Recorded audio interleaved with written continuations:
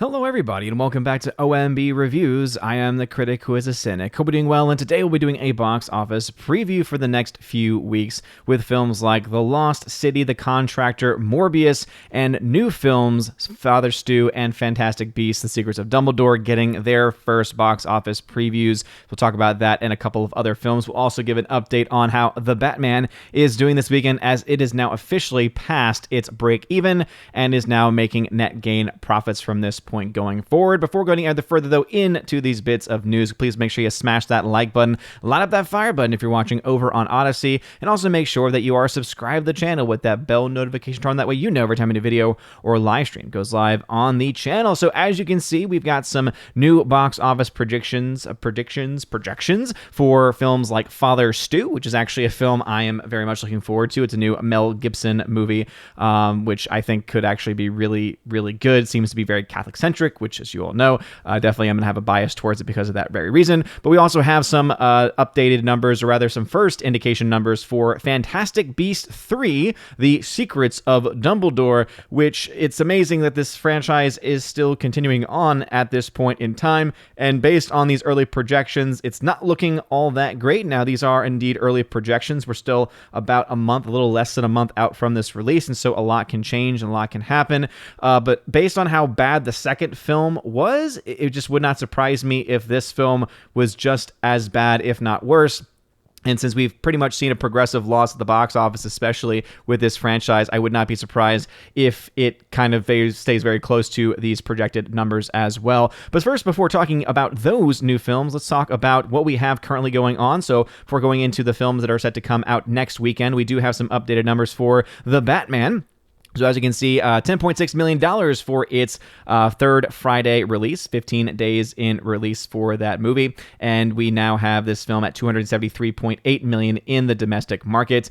Coming in second place right now, as far as Friday is concerned, is actually Jujutsu Kaisen 0, $8.6 million. A lot of people in the comment section said, I need to check that out. So maybe. Let's see if I can get access to that. But it being out at over 2,000 screens, doing very well per theater, doing even better than what The Batman is doing in its third week of release. And so pretty impressive for a property that's probably not very widely known amongst Western audiences, especially in North America. But still, obviously, a lot of people passionate about it enough to kind of push it to this number 2 spot at the box office. Very impressive. Uncharted coming in at number 3 with $2.2 million in its what is it, 4th or 5th Friday release now at this point. Been out for 29 days, been out for almost a month. So again, doing pretty well still at this point in time. But The Batman, as I mentioned before, is at $499.8, which does not include any of the updated foreign totals, which means that by proxy and just by process elimination, this has indeed crossed the $500 million mark, which is its break-even point. So kudos to Warner Brothers. This is, of course, going to be a film to watch, see exactly how much money it makes. It also is a film that got a China release, and it'll be interesting to see not only how much money this film gets for Warner Brothers, but also how much money this makes for the Chinese Communist Party of China, as they get 75% of those box office receipts. That's why screw you to all of the major studios. But talking about films set to come out, Paramount set to come out next weekend with The Lost City. Not expected to do very well. In fact, I would not be surprised, especially if you look at the projected numbers for The Batman for this weekend. It would not surprise me at all if The Batman came in at number 1 once again, even ahead of The Lost City. Again, this is a film that really, it's just kind of, it comes across in a lot of ways as a typical January release. I don't know, I'd look at that poster for it and I think this just screams January release to it. It is starring people like Sandra Bullock, and it also has Channing Tatum in it, Daniel Radcliffe, who's playing a villain role. Brad Pitt is also playing a character in the film, and it has, I guess, some aspects of of comedic relevance, I guess. But then I look at the fact that this film was written by 4 different people as far as the actual screenplay is concerned. It's being directed by 2 people. I just don't really know exactly how how good this film could possibly be here. So it's being directed by the Nee brothers. Don't really know much about them. I just don't necessarily think it's going to be able to bring in the type of competition that would be needed in order to knock off a film like The Batman. So that's the film next set to come out. That film, we do have a projected budget for it, $74 million there. So we'll have to, of course, wait and see if it's able to make its money back in that capacity. We then also have a film called The Contractor, which is set to come out the next weekend, which will be going up against Morbius. Let's see if we can find out a little bit more about The Contractor. So here we have another Chris Pine film. We also got, Ben Foster in the film. Do like me some Ben Foster. Gillian Jacobs is also in the film. Kiefer Sutherland is also in the film as well. It's an American action film directed by Tariq Saleh. I'm probably mispronouncing that. It says James Harper, who's voluntarily discharged from the U.S. Armed Forces, joins a private contract organization alongside his best friend and under the command of fellow veteran. In order to support his family overseas on a covert mission, Harper must evade those trying to kill him while making his way back home. Okay, so that definitely has some potential for it coming out on April Fool's weekend, but it is going to be going up against Morbius, which is why Contractor is $500,000 to $2 million in its projected opening. So not a very good start for that, and likely to be a box office flop based on just those numbers alone. We'll have to, of course, see how much it actually makes and if it does anything else in other markets. Morbius is actually looking a little bit better. As you can see there, it is adjusted 11% higher in its projections for its opening weekend. That being said, a $45 to $60 million opening and a $95 to $135 million total domestic is not the best case scenario for this Sony release, which is expected to release at over 4,000 screens. As I mentioned previously, this film has a lot of CG elements to it. It's been pushed back a lot, meaning that the film probably cost a lot more than the $75 million production budget that it is being said to have cost. But of course, we'll take whatever it is that has been officially announced about the film, and we'll just take that for what it is. But even with the $75 million production budget, again, it needs to make 2.5 times that in order for it to be able to break even. And doing just a little bit of quick math on this, we like to do things live on the channel. Let's see. That means it needs to make around $187.5 million worldwide to break even. So I guess because it is coming in sub $100 million, which is actually kind of a surprise. I would have expected a film like this to cost a little bit more, especially when you look to films like Venom. I guess because there is not a strictly CGI character used throughout the entirety of the film and just a lot of CGI heavy elements to the film, they were able to save a little bit of money there. But I have to imagine that the overall marketing budget's a little bit higher than this film. So even though it can still hit that number, I would say now looking at that production budget, thinking that it was going to be a lot higher than that. Actually, I would say breaking even is a little bit much more of a realistic scenario here, because if it gets to that $100 million mark here domestically, which I think is very possible, and all it needs then to do is make another around $100 million or so internationally, and boom, it's surpassed the break even point. So Morbius might kind of have the same impact, or it might be saved by its production budget. We've seen this happen before, where other films which, for all intents and purposes, didn't do as well as other films in their franchises, but were able to make their money back. For instance, we look to a film like Ghostbusters from this year, right? Ghostbusters Afterlife, which because it cost so much less, was actually able to make its money back and profit to boot,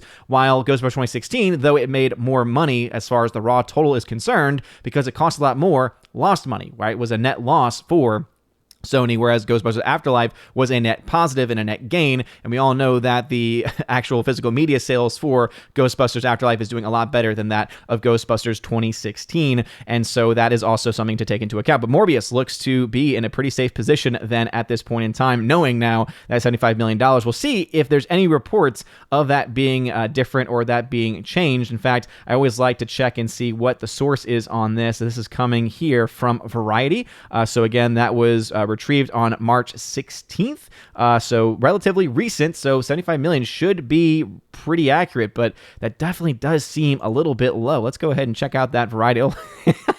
Doesn't that make you just want to go see the movie? I mean, I think Jared Leto is a very talented actor, but man, oh man, I've become kind of sick of him in his more recent roles there. But let's see if we can find where it actually mentions the $75 million, and if it mentions it with any caveats. It says here, Sony executives are hoping the movie, which cost $75 million to produce, will turn a profit by continuing the box office hot streak. So all it really says there is the budget. It does not talk about any additional costs for marketing, but we all know because this film has been delayed so much that that comes with the very, practice of it. We then have other films like Ambulance, Everywhere, Everything, Everywhere, All at Once. Sonic the Hedgehog 2, we've talked about before, right? It's 115, 165 million. So again, looking like it'll be okay for that film, but I believe Sonic the Hedgehog 2 cost a bit more than Morbius did, as this does feature a CGI character throughout the entirety of the film. Whereas you have Father Stu, which is expected to make around 4 to 9 million opening weekend, 15 to 35 million by the end of its run from Sony. Probably costs a lot less money, probably a lower budget film here. So looking okay. Definitely could be looking a bit stronger here, but definitely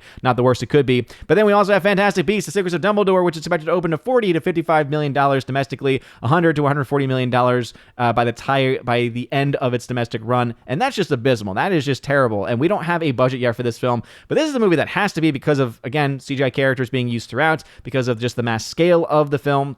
I imagine that this film cannot be below $100 million, and I would say that probably is going to have to come into play. And if we go ahead and try and pull up some numbers here, because again, we like to do things live when we can to try and keep things as real and as authentic as we possibly can. Let's see if we can just get all of these films up to get ourselves a bit of a comparison. So for the first Fantastic Beasts film, it made $811 million worldwide, and that was on a $180 million budget. Now again, these are all not adjusted for inflation. The second film made $200 million less, with $651 million worldwide. That film had a production budget of $200 million, and we look to Fantastic Beasts: Secrets of Dumbledore. We don't have a production budget yet for the film, but we can see just based on this that there is the law of diminishing returns, that this has seen a lot of drop off, again, from $800 to $600 million.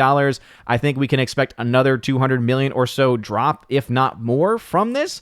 And it is just, not looking very good. Also, look at that home market performance. Again, about almost a half, almost a 50% drop there between these two films. And so it looks like this is just a franchise that people are just getting very soured on, that they don't really care about. And so I have to imagine, if especially this film here cost $200 million before inflation, and this one was 180, we can suspect then that Secrets of Dumbledore will cost north of 150 million, which means that this film will need to make a crap ton of money, probably closer to $500 million, similar to the Batman, which cost $200 million to make. As far as to be able to break even. So I would argue that it's not looking very good. Again, looking back here, $150 million is again one of the high ranges there. Again, that's even going past the range that they're giving. So if this film just makes a little over $100 million, it would need to make another $400 million in other markets, which is theoretically possible. But looking at the markets for these previous films, it just does not seem as likely, because both markets have seen massive drops between these two films, and I imagine we'll see something similar in this one. So I would say that there's early indications that this one could be a massive financial flop, but we'll have to wait for those numbers to actually come out, and we'll of course have to wait for us to get an actual production budget on those films. What are y'all's thoughts? Do you think that any of these films are worth going to see? Are you excited about any of these films that are set to come out? And what are your thoughts about any of them as far as whether or not you think they'll be successful or not, especially with the more recent one, Lost City? Do you think that it will come in at number 1 next weekend, or do you think the Batman will continue its run at the number 1 spot until Morbius comes out, where I do believe, based on these projections, Morbius will indeed take the number 1 spot at the very least.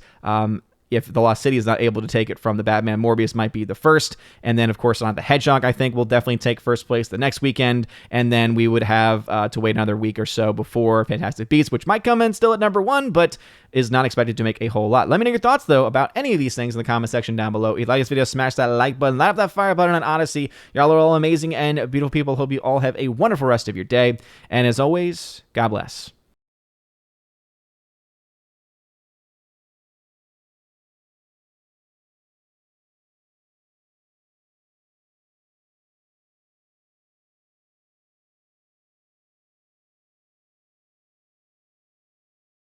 And now for a huge shout out to all of my March Patreon Subscribe Star and Locals members. Starting off first with my Patreon members, animation commentator Brandon, let's go Brandon, Brian P., Christopher Bowman, Father Christopher Miller, hail to you, Father. Father Damian Cook, Fuzz Aldrin, Garrett Searles, Hannibal Grimm, Harold Francis, Hymir Ari Hymason, Inflamed Wood, Jacob Juice, Jeff Toon, Joe Horn, Jonathan Carney, Gomer Kyle 79, Laura, the Modern Major General Story, Mike Jackson, Mad Mitch Dunaway, Mondo Spieler, Mr. Peabody, On to June, Orange Chat Reviews, Out of Step with Reality, Rosetta Allen, Stan Andrian, Miss Martin Muses, Theodore Bendon, Tina Bojan, and of course Tina B, the Empress of the Universe. Also, a shout out to my Subscribe Star members, starting off with Trent Johnson, Matt 317, UAB Mad Dog, Mike Jackson, Storm Tracker, The R, Nosferatu Gatsu, Stan 4, John B, Mr. Roy, Glinzer, J. Alex McCarthy Jr., Dean Heiss / the new number 2, J-Rod the Beer Guru, and ZK Man. And a final shout out to my locals members, Kara Tharp, UAB Mad Dog, Mike Jackson, and Robert Barnes. And lastly, a huge shout out to my newest locals member, Brett D90. Thanks, man. Thank you all so very much for being supporters, monthly supporters of the channel. And if you want your name shouted out at the end of every single live stream and every single video, please check out the pinned, the very top link in the video description. It is noted as the Willow link there. It'll bring you to basically a link tree of all the different places that you can support on Patreon, Subscribestar, or on Locals. And also there are other tiers that you can get access to as well, including an Army of Asgard level where you get not only the shout out, but you also get access to a giveaways channel that I have on my Discord, where you get offers of giveaways, or rather you get access to giveaways of 4K titles, Blu-rays, digital codes, all kinds of stuff, steelbooks. It's just, I'm giving away stuff all the time over there, and it's a lot of fun as well. So go check that out if you're interested. There's also the Keeper of the Bifrost level, which is the higher level up than that, and you get everything from the previous tiers. Plus, you get access to a once or twice a month podcast that I do with John the Flickpick Flickinger, where you get to ask us Q&A, right? You get to ask us questions, any question that you like, movie or non-movie related. We will answer them once, maybe twice a month. We're trying to work on a second opportunity for us to have a show, but right now it's at least once a month. So again, you get access with that with the Keep of the Bifrost level. And then there is the Chosen of Valhalla level, the very premium level, where you get access to all of those things. Plus, you get to be featured on the channel once a month with me and the other Chosen members, where we talk about movies and stuff. Anything really that the Chosen want to talk about. And it's always a very fun discussion. We usually have about 3.5 hour discussion. So again, that's what you get access to at the Chosen of Valhalla level. Also, you get a free t-shirt during your first month. All you need to do is just let me know what t-shirt you want from the store, and also their size, location, etc. And I send those out anywhere in the world. Anyway, you guys are all amazing and beautiful people. Thank you all so very much again for your love and for your support. Have a wonderful rest of your day, and as always, God bless.